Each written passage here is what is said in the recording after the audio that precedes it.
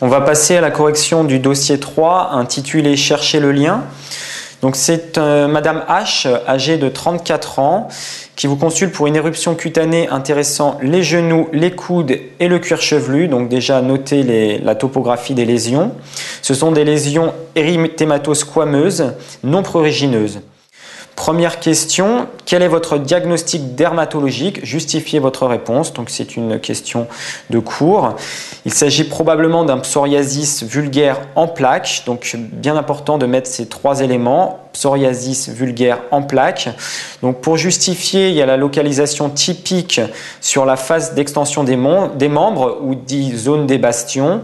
On a des atteintes au niveau du cuir chevelu. Et selon la nature des lésions, donc c'est des lésions élémentaires qui sont érythématosquameuses non prurigineuses. Question 2. Quels autres arguments cliniques recherchez-vous en faveur de ce diagnostic? Donc, tout d'abord, à l'interrogatoire, on va rechercher des antécédents familiaux de psoriasis. On va rechercher des éléments qui modifient ces poussées de psoriasis, donc amélioration des lésions au soleil, la sensibilité des lésions aux dermocorticoïdes, l'évolution des lésions qui se font par poussée. Est-ce qu'il y a eu un traitement qui a été introduit et qui a provoqué ces lésions? Parce qu'il existe du psoriasis induit. Et on va également rechercher une séropositivité VIH connue, puisque l'immunodépression est un facteur de risque de psoriasis.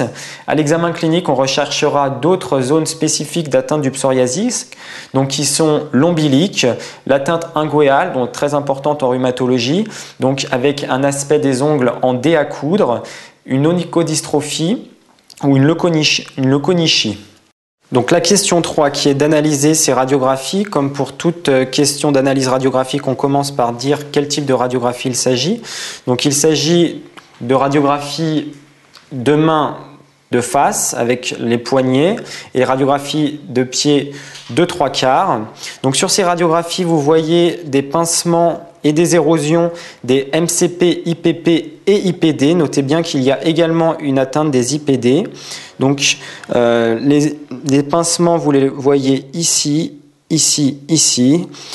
Des atteintes des IPD avec des pincements également que l'on voit ici. On note également des subluxations 2e et 4e IPP gauche. Donc subluxation ici et ici. 2e et 4e IPP gauche, subluxé ici et à ce niveau-là. Donc pas la 3e, pardon, 2e et 4e. Et un élément très important à noter également, c'est la présence de zones de reconstruction osseuse, très importante pour le diagnostic que vous voyez à ce niveau-là. Pour ce qui est, on voit une atteinte également pour les mains, avant de passer aux pieds, on voit une atteinte du carpe avec une carpite. Vous voyez que les interlignes entre les os du carpe, surtout à gauche, sont assez floues. Et on a un pincement de l'articulation radiocarpienne, notamment à gauche, et à droite, il n'y a quasiment plus d'articulation d'ailleurs. Maintenant, si on passe aux pieds, donc radiographie des pieds de 3/4, on voit à ce niveau-là donc des érosions de la base des métatarses, en particulier du 1er, 4e et 5e rayon droit. Donc, alors, les érosions à ce niveau-là. On voit une calcification à ce niveau-là du tendon d'Achille qui est en faveur d'une anthésite qui peut également nous orienter vers un diagnostic. Question 4. Quel diagnostic évoquez-vous? Sur quels arguments cliniques et paracliniques le portez-vous? Donc, le diagnostic évoqué est celui de spondylarthropathie de type rhumatisme psoriasique de forme périphérique. Les arguments qui vont en faveur, c'est bien sûr le psoriasis cutané, le probable antécédent d'uvéite à l'âge de 17 ans, l'existence de polyarthralgie inflammatoire bilatérale symétrique évoluant par poussée avec atteinte distale. Je vous avais dit que l'atteinte des IPD était très importante, des épisodes de dactylite, une réponse nette aux anti-inflammatoires et un aspect radiologique que je viens de vous décrire qui est en faveur également de ce diagnostic. Je vous ai dit qu'il était très important les zones de reconstruction osseuse, très important dans le diagnostic de rhumatisme psoriasique. Les signes d'anthésopathie sont également importants dans le diagnostic de spondylarthropathie. Au total, vous avez 12 points du critère d'Amor qui sont présents et qui permettent de poser le diagnostic de spondylarthropathie. L'atteinte articulaire radiographique pourrait-elle faire évoquer une polyarthrite rhumatoïde? Donc non. Pourquoi? Tout simplement parce qu'il y a une atteinte des IPD. Donc c'est une atteinte des IPD qui n'est pas en faveur de l'arthrose. Donc vous auriez pu dire que c'était une polyarthrite rhumatoïde s'il y avait une atteinte des MCP et des IPP, ce qui est le cas ici, mais on a également une atteinte des IPD non arthrosiques. Et ces zones de reconstruction que je vous ai dit qui sont vraiment très importantes sont beaucoup plus en faveur d'un diagnostic de rhumatisme psoriasique qui est destructeur et constructeur, alors que dans la polyarthrite rhumatoïde, le rhumatisme est essentiellement destructeur. Question 5, je vous demande de citer 2 autres affections appartenant à cette famille. Donc la grande famille rhumatismale est la spondylarthropathie. Je vous en demande 2, on aurait pu en citer plus. Les 2 principales sont la spondylarthrite ankylosante et le syndrome SAPHO pour synovite, acné, pustulose, hyperostose, ostéite. Les 2 autres qu'on aurait pu également évoquer sont rhumatisme lié au Mickey, mais il n'y a pas de diarrhée chez ce patient, et les arthrites réactionnelles. Mais dans le cas des arthrites réactionnelles, généralement, c'est une atteinte au niveau des membres inférieurs et plutôt mono- ou oligo-articulaire que polyarticulaire, comme c'est le cas ici. On va passer à la question 6. Donc, je vous demandais quels examens complémentaires proposez-vous, dans quel but? Donc le diagnostic de spondylarthropathie, comme il est décrit dans les critères d'Amor, est un diagnostic clinico-biologique. Donc on va faire bien sûr un bilan biologique avec la recherche d'un syndrome inflammatoire comprenant NFS, VSCRP, EPP. On va faire un bilan préthérapeutique avec la réalisation d'un ionogramme sanguin, d'une créatinine, d'un bilan hépatique.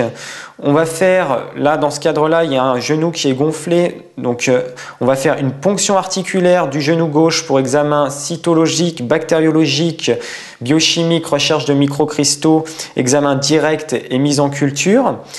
Pour ce qui est des diagnostics différentiels, on va faire de l'immunologie. Donc vous avez évoqué le diagnostic de polyarthrite rhumatoïde qui est peu probable, mais il faut quand même l'éliminer. Donc on va faire doser le facteur rhumatoïde, les anti-CCP. On va doser les facteurs antinucléaires pour ce qui est connectivite. On va rechercher une hépatite B ou une hépatite C, donc pour également un diagnostic différentiel de type arthrite réactionnelle. On pourrait proposer la recherche d'un HLA-B27, mais qui n'a pas d'intérêt diagnostique ici.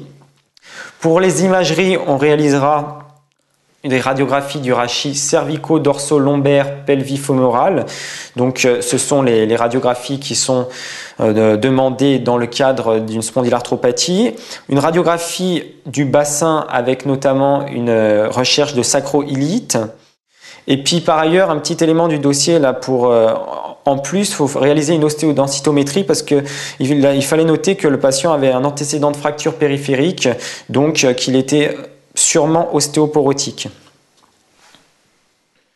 Quelles sont les indications de la mise sous IPP en association au traitement par AINS? Donc, dans les dernières recommandations, il y a 2 indications à la mise sous IPP dans le cadre d'un traitement au long cours par AINS. C'est chez les patients de plus de 65 ans et chez les patients qui ont un antécédent d'ulcère gastro-duodénal. On va passer à la question 6. Donc, quels sont les principes du traitement ? Donc, c'est un traitement de fond qui est ambulatoire. Une hospitalisation aurait pu être proposée si le patient avait été hyperalgique ou très inflammatoire, ce qui n'est pas le cas. Il faut traiter la poussée, donc des antalgiques, toujours pareil, adaptés à l'EVA et au niveau OMS des douleurs. On donne des anti-inflammatoires non stéroïdiens en première intention, avec un protecteur gastrique si nécessaire. On pourrait donner des corticoïdes, mais pas en première intention. Et puis, il y a un risque de rebond du psoriasis cutané à l'arrêt de ces corticoïdes. Et bien sûr, on est dans le cadre d'un rhumatisme inflammatoire chronique, donc il faut introduire un traitement de fond. Ce traitement de fond comprend du méthotrexate Peros, donc qui est à donner une fois par semaine. À la dose de 0,3 mg/kg. La dose n'est pas à connaître, mais elle a déjà été demandée à l'internat. On peut aussi, en deuxième intention, dans le cadre d'une efficacité insuffisante, proposer un traitement par l'eflunomide ou Arava ou un anti-TNF-alpha. Et on proposera également un traitement à visée fonctionnelle avec de l'ergothérapie, la mise en place de prothèses, des traitements chirurgicaux, des déformations articulaires pourront être proposés et de la kinésithérapie. Ne surtout pas oublier, même si on est dans un dossier de rhumatologie, qu'il y a une atteinte dermatologique.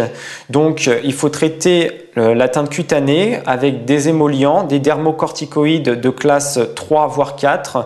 Attention, les classes ont changé récemment. Ce n'est plus 1 et 2, c'est 3 et 4. Donc, dermocorticoïdes de classe forte, associés ou non aux dérivés de la vitamine D.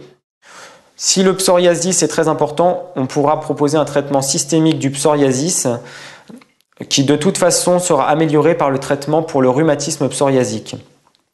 Dernier point, on traitera une éventuelle ostéoporose puisqu'il y a l'existence d'une fracture à risque.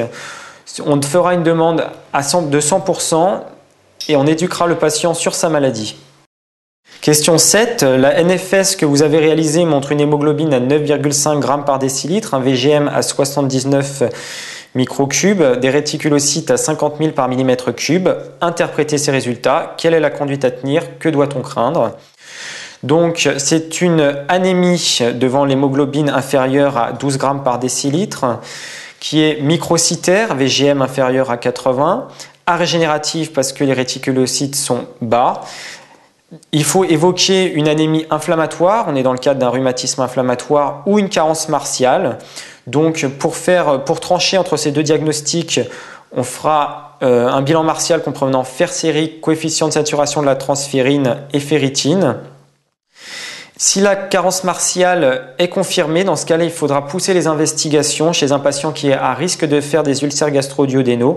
Donc on fera une fibroscopie œsogastro-duodénale avec biopsie en cas de lésion, recherche de HBP, de Helicobacter pylori. Si cette fibroscopie œsogastro-duodénale est négative, bien sûr, il faudra poursuivre chez cette femme les investigations avec un examen gynécologique à la recherche d'un saignement d'origine génitale.